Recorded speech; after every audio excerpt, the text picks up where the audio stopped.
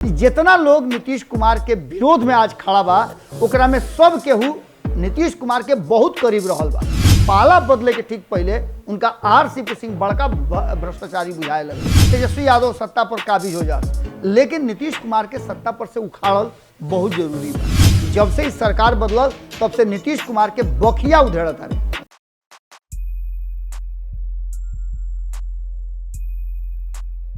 सब्र के आंच पर तकदीर उबलते देखनी, सब्र के आंच पर तकदीर उबलते देखनी, वक्त से पहले ही सरकार बदलते देखनी। गोड़ लागते नहीं हेरा से अभिनंदन बरुआ लोग के खूंटा ठोक लगातार रुआ लोग से कोशिश कर रहा बानी कि रेगुलर भेंट करी। बिहार के राजनीति में इतना उथल पुथल हो रहा बा और ये उथल पुथल कहाँ पहुँचल ये रुआ लोग से बतावे की जरूरत नहीं है। सरकार बदल गई जौन की रुआ लोग से 2020 से हमने के लगातार कहते रही जा, लेकिन इस सरकार के भी भविष्य कौना तरफ जाई अभी भी संशय के स्थिति बा। जहां एक तरफ नीतीश कुमार और तेजस्वी यादव के बीच में बेहतरीन बॉन्डिंग देखे के मिला था, दोनों एक दूसरा के अप्रिशिएट करता और एक दूसरा के साथे चले खातिर कदम ताल कर रहा बा। वही लालू प्रसाद बिहार में आ चुकल बा और लालू प्रसाद के बिहार में अइला के बाद अचानक से बहुत सारा परिवर्तन भइल और राजनीतिक सूचिता जौन कहाला तौना के कोशिश कल जाता बनावे के। बड़ा भाई मान के नीतीश कुमार भेंट करे गईले और भेंट कैला के बाद आपस में बातचीत भइल और बातचीत कौना दिशा में गई इलुआ अक्सर सुनले होखो। एक लगातार चर्चा हो रहा बा कि नीतीश कुमार तेजस्वी यादव के बीच में बातचीत हो गई और ये बातचीत अब आगे दिल्ली तक पहुंच गई। लेकिन ये सबसे बड़ बात जौन बा वो ई बा कि का नीतीश कुमार स्वेच्छा से तेजस्वी यादव के हाथ में बिहार सौंपी हैं।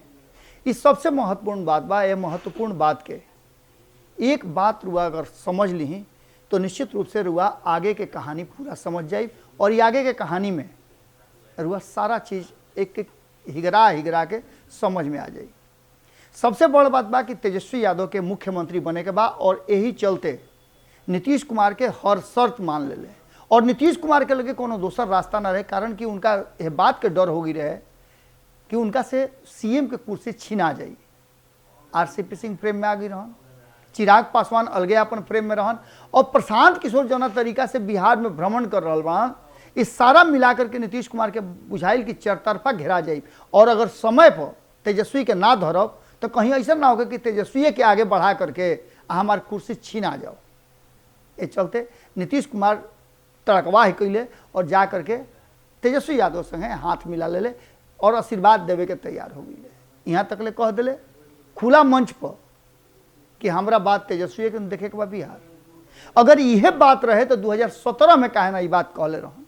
2017 में तो तेजस्वी से बड़ा भ्रष्टाचारी केहू न रहे, लेकिन पाला बदले के ठीक पहले उनका RCP सिंह बड़का भ्रष्टाचारी बुझाए लगले, जिनका संगे 10 से 12 साल एकरों से लंबा समय बितौले। वह आदमी के भ्रष्टाचार के चूल्हा में झोंक के और अपन राजनीतिक मनसा पूरा कैले। RCP सिंह ने बात के लेकर के अपन बात रखले रहन और साफ तरीका से जे भी उनका आरोप लागल ओकरा के अलग अलग कह के साफ साफ मीडिया के सामने बतौले और कहले कि एक बाद अब जवाब दे। हम चाहते नहीं कि हमरा के लोग जे लोग आरोप लगौले बा देव, लेकिन कोनो जवाब केहू के तरफ से ना आयल। यहाँ तक ले RCP सिंह कहले कि अगर जरूरत महसूस भइल तो हम आगे बिहार के जनता के लगे जाइब और जाना शुरू भी कर दिले, जना के लेकर के कहीं ना कहीं जदयू के भीतर हड़कंप मच गई बा। एकरा मतलब कि नीतीश कुमार के यह बात के पूरा शक बा कि उनकर CM कुर्सी अभी भी छीना जाए।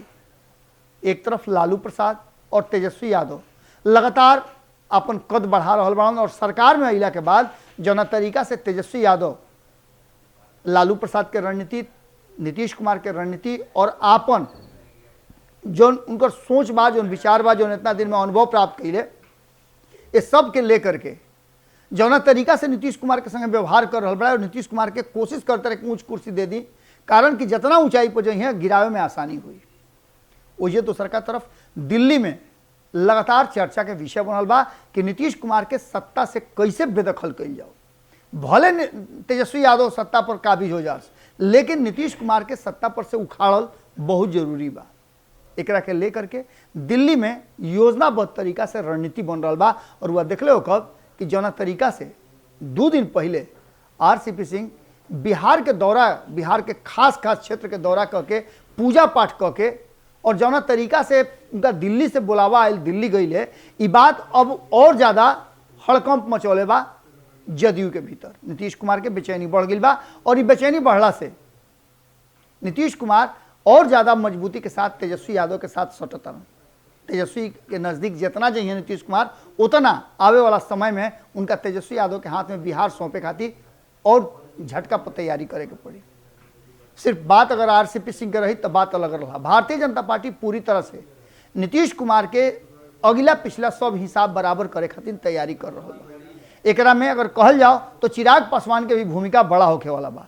हाल फिलहाल में सुनले हो कब कि चिराग पासवान के अलग भइला के बाद पशुपति कुमार पारस पर भी सेंधमारी की तैयारी होगी रहे, जबकि पशुपति कुमार पर जब जैसे ही सेंधमारी की तैयारी भइल, भारतीय जनता पार्टी एक्टिव भइल और पशुपति कुमार पारस के जितना भी सांसद एने उन्हें छटके के फेरा में रहन सब लोग के संगोर दिलस।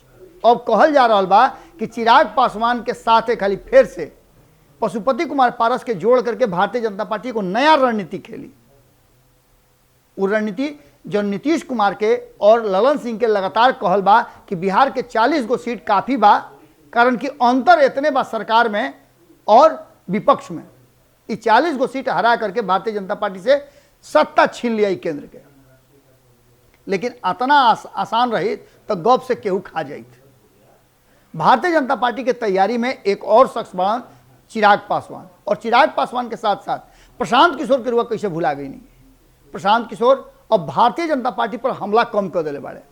जब से इस सरकार बदलल तब से नीतीश कुमार के बखिया उधेड़त रहे, यहाँ तक ले कि तेजस्वी यादव के 10 लाख नौकरी पर सवाल खड़ा कैले है और कहले है कि हम राजनीति छोड़ देव अगर 10 लाख लोग के नौकरी दे दे। एकरा पीछे कारण बा कि बिहार के पास पैसे नहीं थे। जे सरकारी नौकरी में बा ओकरा के वेतन देवे में, तनख्वाह देवे में सरकार के हाफी छूटल बा, तो आगे कैसे करी। बिना केंद्र के सहयोग के बिहार एक डेग ना चल सकेला। पिछला 17 साल में बिहार के जितना पीछे नीतीश कुमार लेके गईले उतना अब तक केहू ना लेके गई। बिहार पूरी तरह से खोखला हो गई बा। ये बात प्रशांत किशोर के कहना बा। प्रशांत किशोर के बारे में रुआ जानता नहीं कि नीतीश कुमार के बहुत करीबी और सलहिया रहल बड़े। जितना लोग नीतीश कुमार के विरोध में आज खड़ा बा ओकरा में सब केहू नीतीश कुमार के बहुत करीब रहल बा। 2019 रुआ याद हुई, 2019 में सबसे ज्यादा चिराग पासवान करीब रहन नीतीश कुमार के, जौन की 17-17-6 के फॉर्मूला तय कर रहन भारतीय जनता पार्टी से। एक बाद आरसीपी सिंह नीतीश कुमार के सबसे करीबी रहन, जनता के आज छटका दिहल गई। एक अलावे प्रशांत किशोर नीतीश कुमार के सबसे करीबी रहन। 2015 में रुआ लोग जानता नहीं कि नीतीश कुमार है बिहार में बाहर है, इन नारा देकर के नीतीश कुमार के भारतीय जनता पार्टी पर जीत दिलवावे खातिर और मुख्यमंत्री बनावे खातिर उनकर बड़ी भूमिका रहे। इस सब लोग आज नीतीश कुमार के विरोध में खड़ा बा और भारतीय जनता पार्टी टुकुर टुकुर देखा था कि मौका कब होता। बहुमत साबित कैला के बाद बिहार में नीतीश सरकार के, नीतीश तेजस्वी सरकार के नया खेल शुरू हुई। हालांकि बहुमत साबित करे में कोनो तरह के समस्या नहीं थे, लेकिन खेल सारा वजह से शुरू हुई और उसके बाद चित पट के खेल शुरू हुई। देखे वाला बात हुई कि तेजस्वी यादव तो मुख्यमंत्री रही हैं, लेकिन का जरूरी बा और का प्लानिंग बन रहा बा कि जना से नीतीश कुमार के सीएम कुर्सी से बाहर कर दिया। ये पूरे मामला में दिल्ली में प्लानिंग बन रहा बा और वो प्लानिंग कितना कारगर होता ये आवे वाला वक्त बताइए। रुआ लोग इंतजार करी, जैसे ही एक पर विशेष अपडेट आओ तो रुआ लोग से फिर जुड़ब। लेकिन ये बात तय मान के चली कि नीतीश कुमार तेजस्वी के भले विरुद्ध कोई साजिश नहीं के, कोई तरीका नहीं के, उनका के हटावे के नहीं के सोचत, लेकिन नीतीश कुमार के सत्ता से कैसे बेदखल कर जाओ एक योजना बड़ी मजबूती से बन रहा बा। और एक में हो सकेला कि नीतीश कुमार के पार्टी के भी कई गो विधायक और नेता संलिप्त होकस, संलग्न होकस। आज के खूटा ठोक में रुआ लोग से एजे विदा ले, यह उम्मीद के साथ कि रुआ लोग पूरा सुनला के बाद कमेंट में जरूर अपन विचार लेकर अब नया तरीका के राजनीति शुरू भइल बा, तो निश्चित रूप से नया तरीका से जे सरकार में बा ओकर चर्चा शुरू हुई और ओकर जो उचित अनुचित काम प्रणाली क्रियाकलाप बा ओकरा पर चर्चा हुई। गोड़ लागतानी।